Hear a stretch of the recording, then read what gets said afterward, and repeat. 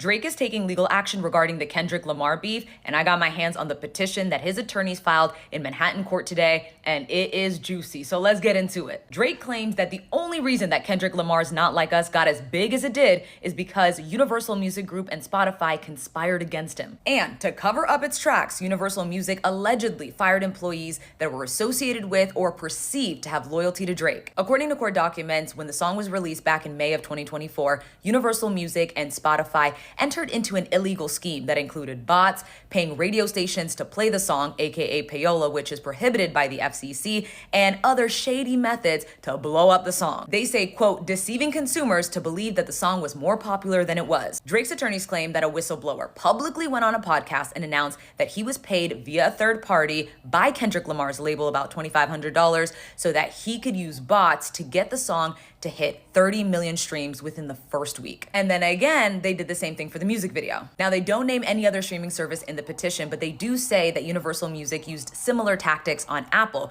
Basically, what would happen is you would ask Siri to play Certified Lover Boy, and she would play Not Like Us. In the petition, Drake's attorneys write, UMG did not rely on chance or even ordinary business practices. It instead launched a campaign to manipulate and saturate the streaming services and airwaves. To give y'all some context, Kendrick Lamar's Not Like Us has held the #1 spot on Billboard's Hot Rap Songs chart for 21 consecutive weeks, which set a record for the longest running #1 rap song. According to court documents, Drake tried to talk to Universal Music, quote, to resolve the ongoing harm that he has suffered, but they wouldn't engage in negotiations. One thing that has stood out to me is that Drake filed this lawsuit through his company Frozen Moments.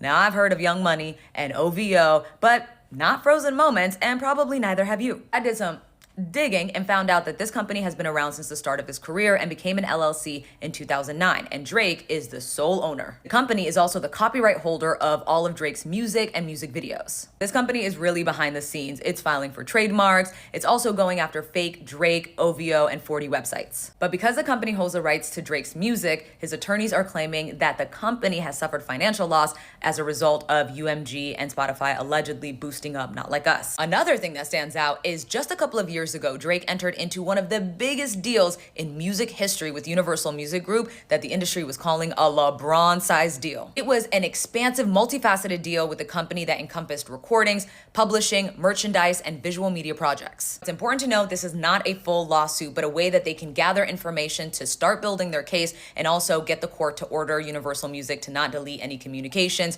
such as email, wire transfers, etc. But they've also stated that once they gather that information, they are gearing up to file a civil fraud and racketeering case against Universal Music Group and any co-conspirators. And on the last page of this petition, Drake's signature.